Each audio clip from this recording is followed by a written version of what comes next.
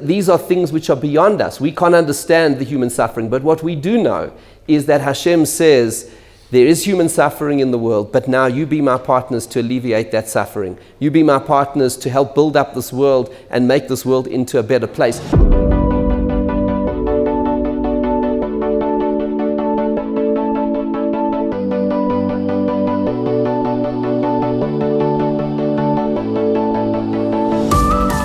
I feel honored to be here. I really feel when looking around this room and seeing all of the delegates that represent 28 Hatzolahs from all across the world, including here in South Africa, all of the different branches, I have a profound sense of humility, of standing on holy ground. Because if you think about the accumulated merit of all of you gathered here in this room, and all of the pikuach nefesh, the lives that have been saved through you and through those that you work with, and through the Hatzolah movement, this is indeed a holy gathering. And I have that sense of what Hashem said to Moshe Rabbeinu. He says, "You're al admas kodesh, you're on holy ground."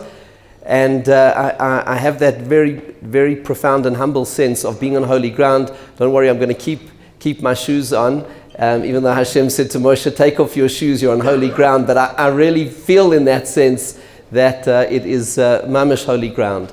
And so I want to welcome all of the delegates here from 27 different branches of Hatzolah, joining the South African branch of Hatzolah, and the 68 delegates.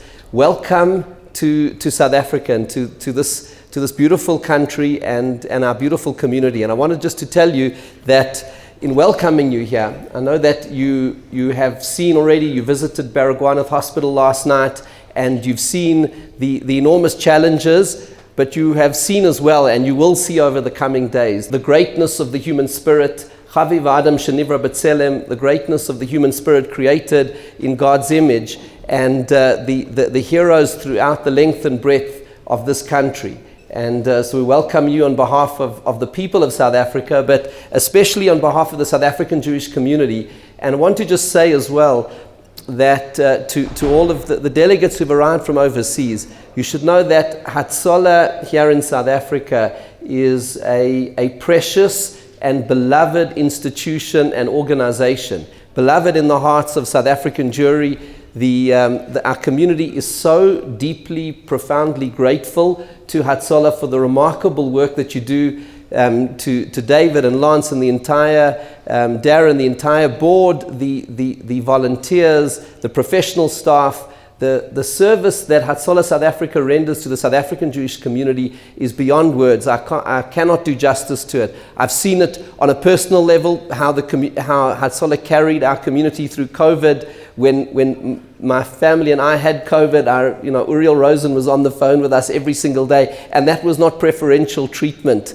That was what they gave to every single member of the South African Jewish community. But the peace of mind, the sense of Hatzolah being there whenever you need them is something which words we cannot say enough. And I wanted to take this opportunity in the presence of all of the international delegates to say to Hatzolah South Africa, from the bottom of the hearts of the South African Jewish community, thank you, which seems so inadequate, but words is all that we have. And I want to say on a personal note that I would like to continue to pledge my support for anything that I can do to help the holy work of Hatzolah. That merit would be mine to be able to continue to help you in any way in the incredible work that you do, the professionalism, the compassion, the kindness, the efficiency, the every dimension of it is what an unbelievable exemplary organization. And for us as a South African Jewish community to host this international delegation and this international conference, which I believe is really an innovation that came from our South African Hatzolah. It's not something which is part of the Hatzolah calendar throughout the years. This is a South African innovation, and that fills our heart with so much pride, and we welcome you with open arms, and thank you for joining our community. It is indeed such an honor. I wanted to just share with you two ideas which I think touch on the heart the work that you do, which is so very important. And it connects, in a personal way to me. I've just written a new book called Shabbat, a Day to Create Yourself. And I was so honored to be able to present the gift to all of the delegates here today at this conference as a small token of thanks for everything that you do. It's too small a token, but there are 2 chapters in there which, in a way, I would like to dedicate to Hatzolah. There's a chapter there called, in chapter 24, it's called Your Mission is Broad. And it refers to a letter that a student wrote to Rav Yitzchak Hutner.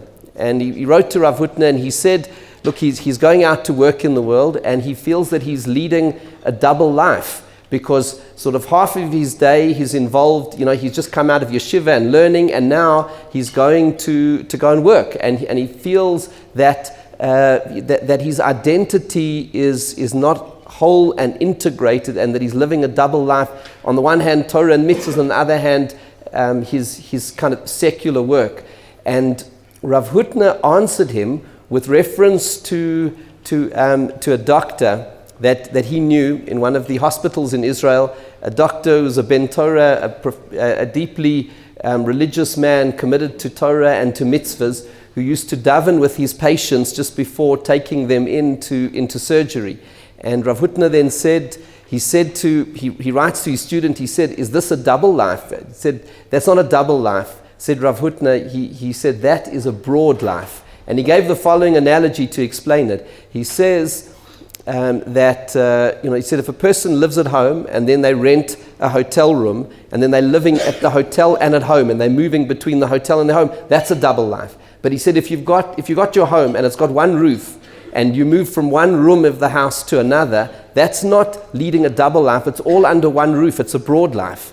And what Rav Hutner was saying is that we should never look at our lives as a double life. Whatever we do is part of the service of Hashem and part of our mitzvahs and our calling. And especially when we're thinking about a delegation such as this. And I was thinking this morning, we davened, Rosh Chodesh davening together, and I was looking around the room, everyone davening with together in a minyan with kavana. And then I was thinking about all of you, out on the roads, in ambulances, attending to people in their emergency situations. And it is the same avodas Hashem as with talis and tefillin in the middle of the Amidah, or on the curbside, resuscitating a person. And of course, that is a mitzvah pikuach nefesh, which is the greatest of push aside minyan and talis and tefillin and even Shabbos. And so the pikuach nefesh that you're involved in, that is service of Hashem. And so I wanted to say to you, your mission is broad, and the Kiddush Hashem, the sanctification of Hashem's name, that Hatzolah is an organization which is committed to Torah and mitzvahs, and that the saving of life, pikuach nefesh, is part of the broad mission of saving lives. That is something which is profoundly inspiring and an important lesson for all of us. So that's the one thing. The other is in chapter 29 in the book, there's a message of the importance that we are all partners with Hashem in creation.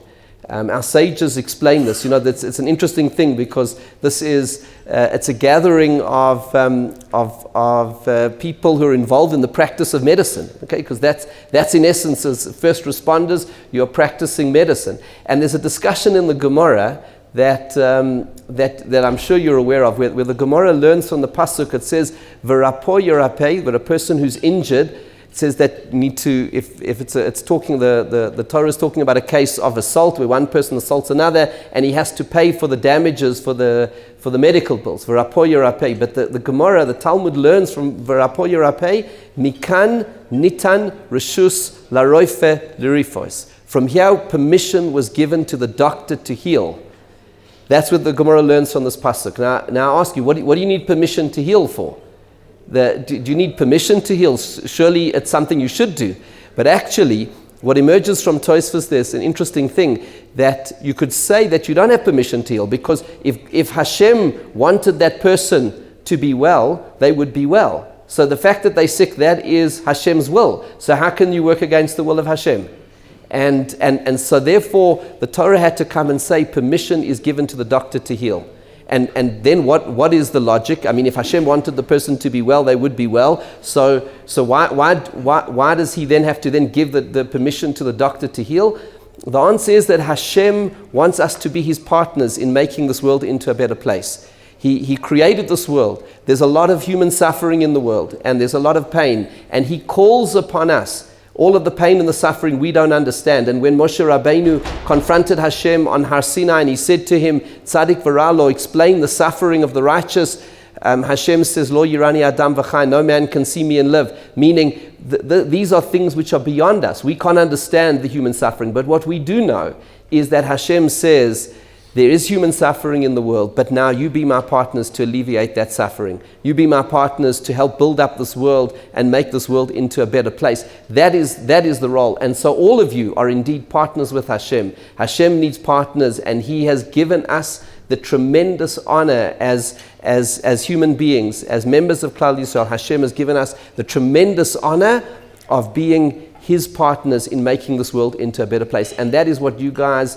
are doing each and every single day. And that's what this conference is dedicated to: sharing of knowledge, sharing of the experiences, refining and becoming better at what you do, learning from one another, so that you can be better partners of each other and better partners with Hashem. And so these two messages I leave you with. Your mission is broad. Everything you do is the mission of Torah and mitzvahs, and of being able to go out there into the world and do the work of Hashem. And then you are indeed the partners with Hashem in making this world into a better place. So I bless you. May Hashem bless you and protect you and your families. May Hashem bless and protect you in your holy work. Because when you go out into the field, any situation, as you're driving at great speed through the traffic lights and getting to emergency situations, you are indeed putting your own lives at risk. So may Hashem look after you, may Hashem protect you, and give you bracha, and bless all of us in the tremendous chus of the accumulated mitzvahs of all of you here today. God bless you, and thank you so much.